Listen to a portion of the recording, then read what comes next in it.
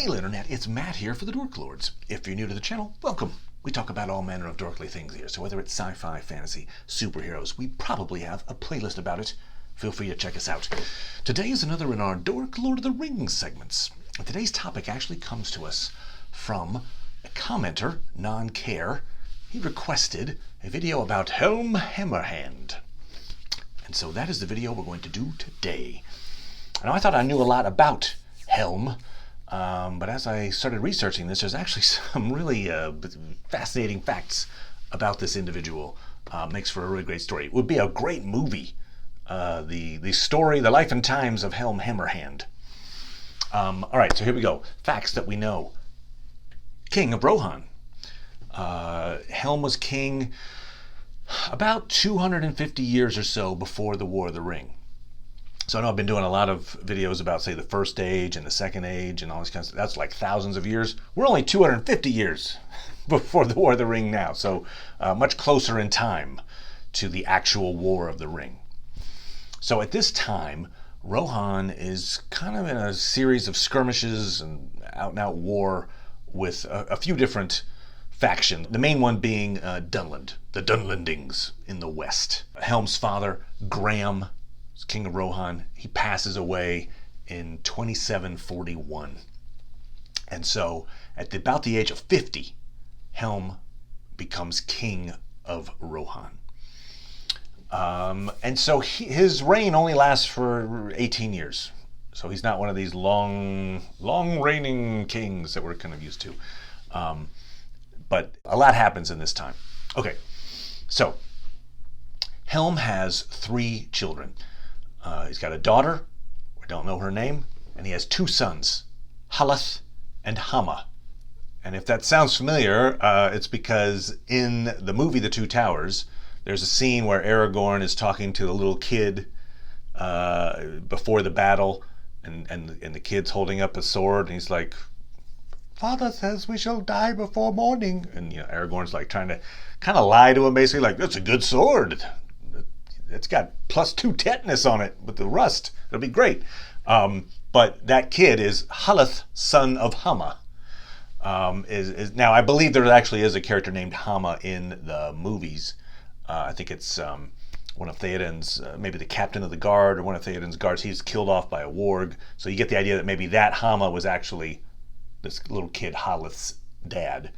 But it is interesting that there in Helm's Deep, almost in the shadow of the statue to Helm, you have a character who names himself Haleth, son of Hama, considering the 2 sons of Helm were named Haleth and Hama. So there you go. Little Easter egg I think that Peter Jackson threw in there for us. So he's got the 2 sons, Haleth, Hama, and a daughter. He is now 15 years or so into his reign. He's an older guy, right? He's in his 60s at this point. One of his vassals is a man named Freca. Freca lives in the west near Dunland. It's on the Adorn River. He's built a little fort there. It's kind of near Isengard as well, but it's in the west, pretty much on the borderlands. And Helm calls councils occasionally from his various vassals, and this guy, sometimes he comes to these council meetings, sometimes he doesn't. He's basically becoming an independent contractor a bit and kind of foregoing his allegiances to the king of Rohan. Well, at one of these council meetings, Freca decides to show up, and he's got a reason for it. He brings actually a large group of followers, kind of in a little bit of a threatening way, and he insists that his son, Wolf, marry Helm's daughter. He's basically making a power play. He wants to have like his son be somewhere in the line of succession to become king of Rohan perhaps one day. Got this old king, he's going to die out, get rid of his sons, and the next thing you know, boom, my son is now king. So Helm is having none of it. Basically it says, this talk of marriage is a trifle. We're going to do our council meeting and go away, you. Freca insults him back, basically threatens him, says, "Hey, you know what, old kings, they don't do what they're told. Sometimes they're going to end up on the wrong side of history." So Helm says, look, I don't want any fighting here in my hall in Mediceld. Let's take this outside. And so they go outside. You've got Freca's followers are out there waiting for him, and they can see kind of right away that they're outnumbered. Helm's men come with him, and he's like, hey, not for nothing, I just want to have a little man-to-man chat with Freca out in this field over here. Why don't you guys just go and mingle with my guys? And so basically Freca and Helm are left just to themselves. There's just a one-on-one meeting out in the field between these two men. And Helm basically says like, oh, you try to insult me in my house? Well, how about I punch you in the face? Actually, we don't know where he punched him, but he punches him theoretically once, and he kills him. So he basically punches him to death. That's how he gets the name Hammerhand. Now, I always thought, because especially in the Peter Jackson movie, there's the statue of Helm Hammerhand. He has a hammer in his hand. And so I thought, well, maybe he's like a blacksmith or something. You know, he almost looks dwarvish. He almost feels like he's a blacksmith. Or no, he's called Hammerhand because his hands hammer people to death. So he kills Freca, and he declares Wolf and all of Freca's kin enemies of the king. The followers of Freca flee back to the west, and it's a big deal. Like, in fact, you flash forward 250 years at the time of the War of the Ring, when Saruman, who is at Isengard and in this area, is raising his own army of Dunlendings and such. Some of the old followers of Freca still remember that the king of Rohan punched their lord to death, and so they side with Saruman because of that. So this is really a really big fracturing moment between what would be Dunland and the borderlands to Dunland and Rohan itself. Okay, so he punched a guy to death, and now you flash forward 4 years. Now you're in 2758, and there's an attack from the Easterlings. So the eastern border of Rohan is under threat, and Helm has, obviously, he's got to pay attention to that. So his army is kind of distracted at this moment. Wolf, Freca's son, has been kind of festering for 4 years, wanting to do, kind of retribution on behalf of his dad. Sees that this is a good time. Rohan is distracted by other forces. He gets a bunch of Dunlendings, he gets some other help, and he attacks from the west while Helm is distracted to the east. In this situation too, Gondor is also being attacked by corsairs, so they can't really send aid to Rohan at this point. So Rohan's kind of on its own, and it's got threats from all sides. So one of the first things that Wolf does is he attacks Edoras.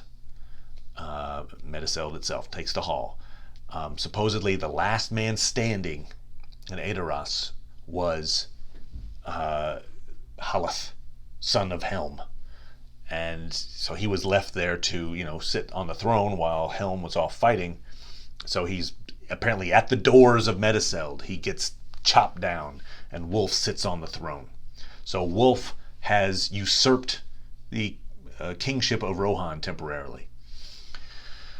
Helm obviously realizes bad things are happening and he's just lost his son, turns his attention back to Wolf. Wolf's forces meet at the crossing of the Eisen River. There's a big battle, and Helm is soundly defeated. So now he's in danger of kind of losing his whole army and losing his kingdom. He retreats to what is called Southburg. It's not called Helm's Deep yet, because it's named after this moment in time, so he hasn't gotten the name yet. In any case, he retreats to what will become known as Helm's Deep.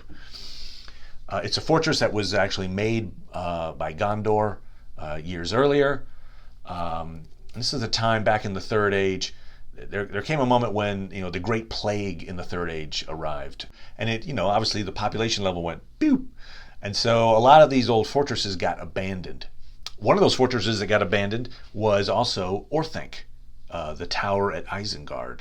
It got locked, and the keys went off to Gondor. So the lords of Gondor held the keys, but the Orthanc was abandoned essentially for a long time.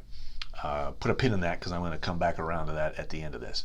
Okay, so basically what happened when Rohan was gifted this land, gift of land for helping Gondor in their battles, they were also gifted this fortress, Southburg. Called Southburg because it's the southernmost fortress, like guarding the Gap of Rohan, I believe. The Two Towers, the movie, really shows you a great depiction of what Helm's Deep looks like, feels like. It's great.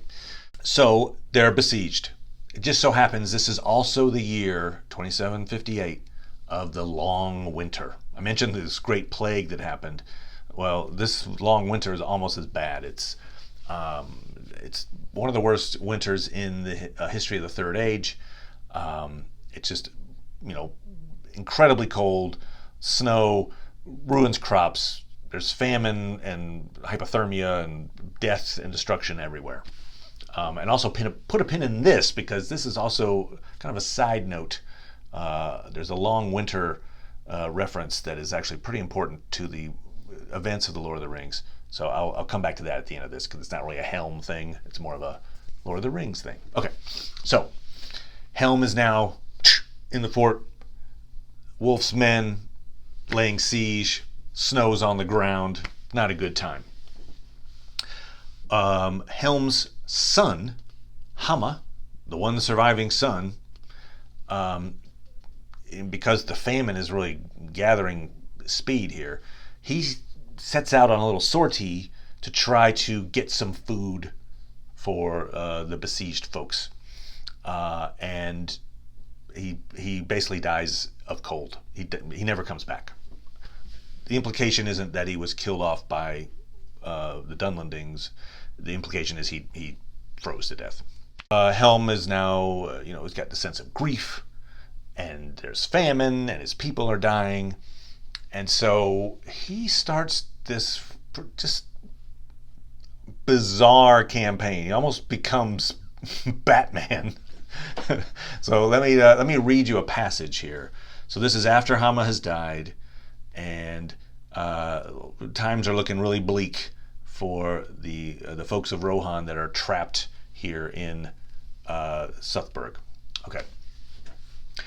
Helm grew fierce and gaunt for famine and grief, and the dread of him alone was worth many men in the defense of the burg.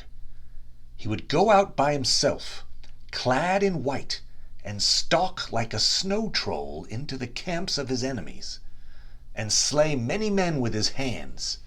It was believed that if he bore no weapon would bite on him. The Dunlendings said that if he could find no food, he ate men. That tale lasted long in Dunland. Okay. Wow. So there's a lot of that. There's a very evocative passage. First of all, snow trolls. I didn't know those existed, but this is straight out of Tolkien's writing. So at least there's a legend of a snow troll, and this guy was, perhaps because he was clad in white in the snow, apparently was evocative of a snow troll. I love this idea that it says it was believed that if he bore no weapon would bite on him. So in other words, it sounds like he went attacking barehanded, this Hammerhand idea. He punched Freca to death 4 years earlier. Maybe that kind of inspired in him this idea of like, I am invulnerable as long as I, don't use weapons. I don't know. Anyway, but he doesn't use weapons, and he kills a whole bunch of folks apparently with his bare hands. So what he ends up doing is he will blow the horn of Helm, Helm's horn, to announce that he's about to go out and start killing folks. And it becomes such a ritual that, it actually does put fear into these besieging troops. When they hear the horn blown, they're like, oh God, so this guy's going to come kill us and eat us, cannibal. I mean, if you're hungry enough, I guess it's possible that the famine was so bad that he literally was eating people. But I think maybe that was more of a, the heightening of the legend of this nightmarish person, the wraith of Helm Hammerhand. So, blow the horn, set out, usually at night, as I say, clad in white, killing folks. So there's one night comes, horn blows, and no Helm Hammerhand. When the morning comes, the sun hasn't shone for a long time. It happens to shine light on what becomes known as Helm's Dyke later on, a wall. And on top of that wall, basically kind of like encased in ice, but definitely, snowed over and iced over, is the dead body of Helm Hammerhand. But he has not fallen. He's actually died standing up. And so I almost wonder if that statue of him is some kind of a depiction. I think it's on the spot where he was found to be dead. He is later taken and buried properly in a mound, but in this moment of time, he is basically this white, like an ice statue of Helm Hammerhand guarding Helm's Deep. So that is the end of Helm. Okay. And it's the end of his line. We don't know much about the daughter, what happened to her, but his sons were dead. And so what ends up happening is his nephew, Freca, who had also been kind of chased around Rohan, he had gone to Dunharrow to hide out. Helm went to Helm's Deep, and Freca went to Dunharrow. All right, so Freca, hearing what's transpired, he basically pulls a Mission Impossible. Apparently takes a small force, doesn't have many folks, but he takes basically, I think he decides to go the stealth route and goes to Meduseld, to Aedoras, where Wolf is hanging out as king, sitting on the throne, enjoying life, and he more or less assassinates Wolf. Breaks into the fortress, kills Wolf, and takes back Rohan, for his people. And since he is related, he's a nephew, he's still, the bloodline is still kind of there, the kings of Rohan, he becomes the new king of Rohan. And interestingly, this is where one of those pins comes back around. When he is coronated, he is actually courted by Saruman, who is basically like, hey, great job taking the lands back. Not for nothing, that Orthanc, I'd really appreciate hanging out there. And basically, as a reward for befriending the king of Rohan, Freca consults with the Steward of Gondor, gets the keys to Orthanc, and gives them to Saruman. And so that's kind of the start of Saruman hanging out in Orthanc. Doesn't really go well for Rohan so much in years to come. But in that moment, it seems like a good idea because he's going to help guard that western border versus Dunland. And so that is Freca's contribution. Come in, kill Wolf, and become king of Rohan. So that was the end of Helm. Now, interestingly, I just wanted to read the passage. So we get, obviously it's called Helm's Deep in years to come. And there's a lot of references to Helm in the books and in Two Towers, the movie. But I wanted to read that passage when the horn of Helm Hammerhand is blown in the book. Because that same, you got to think about the sense that it was synonymous with this white wild man who kills people with his bare hands and eats them, with impunity, and who can't be touched as long as he's not carrying a weapon. He's invulnerable. And so I think that myth spreads out even to the orcs, and the orcs are aware of this. And so when the horn blows, here's the passage. Just you can hear the fear that, and it's not just the horn blowing that causes this fear; it's what it represents. Okay, so this is from the Two Towers. The orcs upon the rock, hearing the rumor of dismay, wavered and looked back, and then, sudden and terrible, from the tower above, the sound of the great horn of Helm rang out. All that heard that sound trembled. Many of the orcs cast themselves on their faces and covered their ears with their claws. Back from the deep the echoes came, blast upon blast, as if on every cliff and hill a mighty herald stood. But on the walls men looked up, listening with wonder, for the echoes did not die. Ever the horn blasts wound on among the hills. Nearer now and louder they answered one to another, blowing fierce and free. "Helm! Helm!" the riders shouted.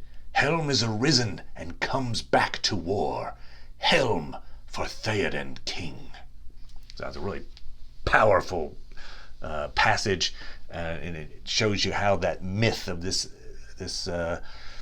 king has maintained itself through this 250 years. And there is this myth, and this goes along with it, the idea that, occasionally through this 250 years, occasionally in times when Rohan was in trouble, people could hear the horn blowing and know that the wraith of Helm Hammerhand had come to protect the citizens of Rohan from invaders.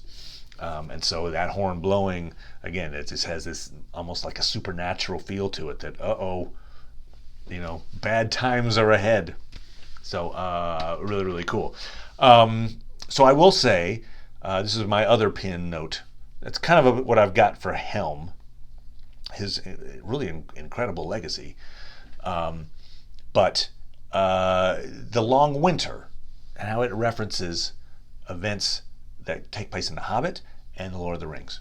So this is from the Unfinished Tales, and there's a passage where Tolkien had wrote, Gandalf is talking to Pippin, and Pippin is asking him basically, how did you end up choosing Bilbo to go on this quest, to Erebor, to the Lonely Mountain?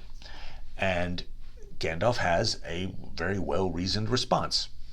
And here is that response. "And then there was the Shire folk. I began to have a warm place in my heart for them in the long winter, which none of you can remember. They were very hard put to then. One of the worst pinches they've ever been in, dying of cold, starving in the dreadful dearth that followed. But that was the time to see their courage and their pity one for another. It was by their pity as much as their tough, uncomplaining courage that they survived.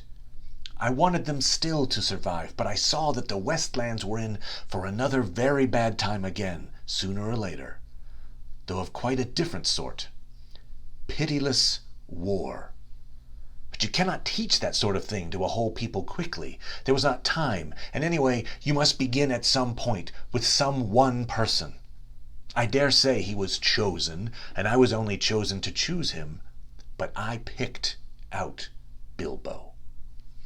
So it's that notion of seeing how the Hobbits of the Shire handled the long winter is what informed Gandalf's decision to eventually choose Bilbo to go on this quest. Probably, eventually Frodo as well.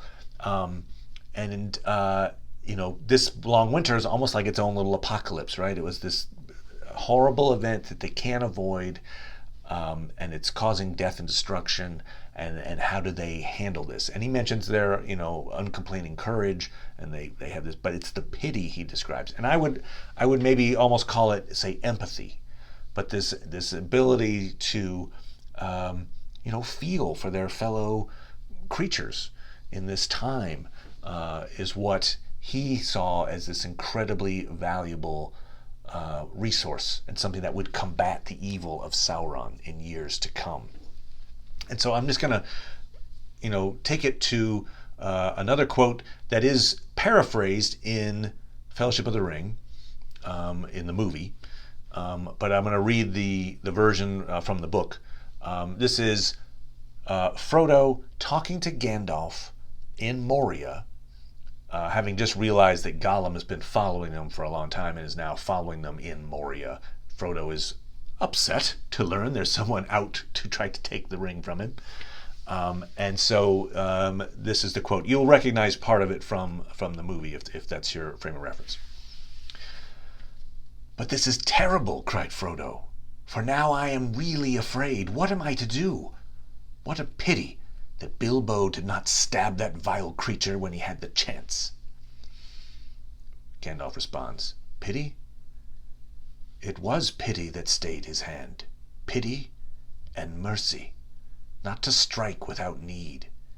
And he's been well rewarded, Frodo.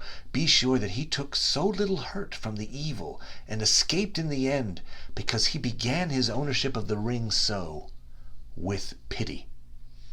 So you get this sense, pity comes up, as a reason that Gandalf selected Bilbo eventually to take on this quest, and he specifically mentions it as this really important moment when it was pity, empathy, for Gollum that kept Bilbo from just killing without need.